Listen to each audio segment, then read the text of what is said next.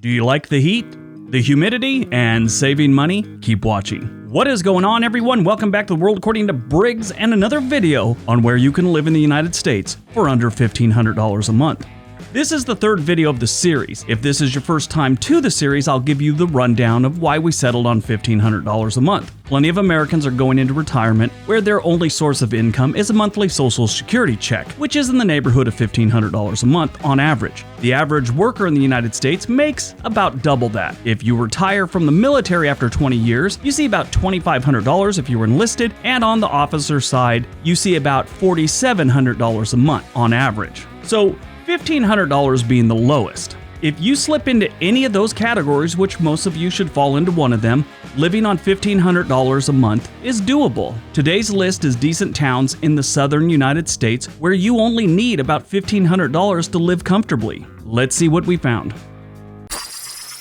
Number 10, Kingston, Tennessee. Kingston has its roots in a fort called Southwest Point, which was built just south of present-day Kingston in 1792 on the Clinch River. At the time, this was as far southwest legally the white man could go. And stop typing. I just said white man. I could have said Euro-Americans, European settlers, blah, blah, blah, blah, blah. Everyone knows what I'm talking about. Being offended isn't a skill. I just had some jackaloon cry because I said having to wear a Chuck E. Cheese outfit and dance for minimum wage was humiliating. He failed to understand that is humiliating. Ask any 18-year-old whose friends found out that that's what they do for a living. It is humiliating. Coincidentally, there's no Chuck E. Cheese in Kingston. You gotta go towards Knoxville for that kind of action. Kingston has about 6,000 residents, low crime, good schools, a livability score of 84, and a very low cost living. Rent here for one bedroom, there's not a bunch of apartments, but on average, it's $702 a month for a one bedroom apartment, and you only need about $1,490 on average to live comfortably here.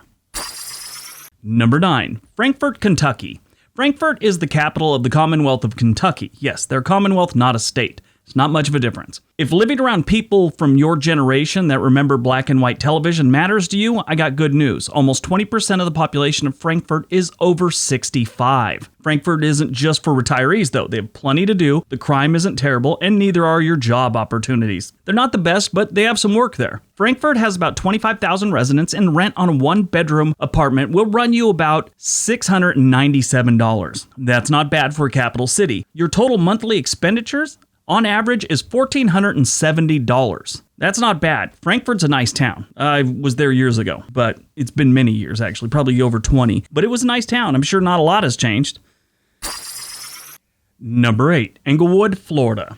Englewood is another city that's heavy on retirees. It's in between Fort Myers and Sarasota on Lemon Bay, which is on the west side of Florida on the Gulf side. Over half of the city's residents are retirees. That's how a lot of the towns in Florida are.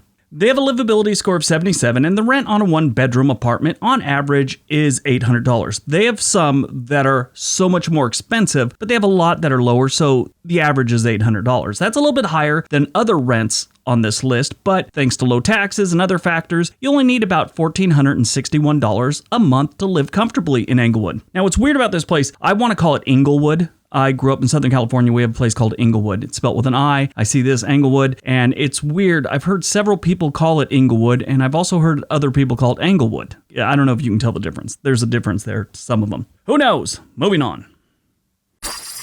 Number 7, Benton, Louisiana.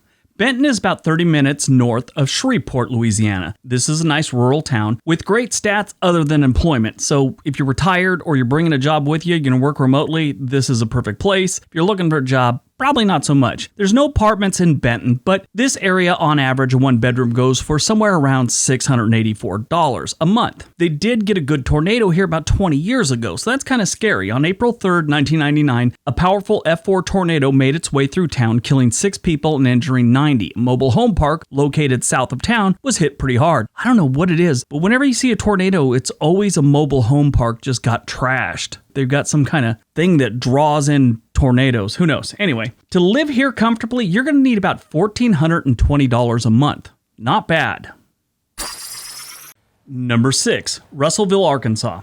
Okay, once you get past the fact you're living in Arkansas, this is a nice option to relocate and save some money. It doesn't have the best crime stats, but it's not crazy bad, and it's getting better. Their year-over-year numbers are trending in the right direction with crime. This is one of the bigger cities you can live in for under $1,500 a month. They have almost 30,000 residents, and Russellville is right on the Arkansas River, not too far from the Ozark National Forest. Rent here is only $672 a month on average, and you can live comfortably on $1,400 a month.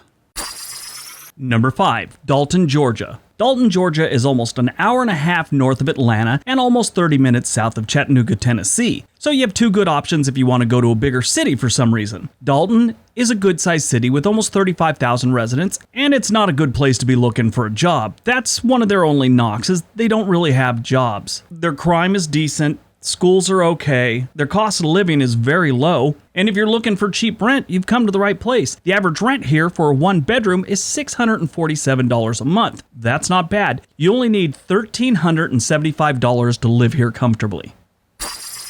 Number 4. Calhoun, Georgia. Staying in Georgia, we have the town of Calhoun. Calhoun is home to about 17,000 residents and some well-preserved turn-of-the-century Southern architecture.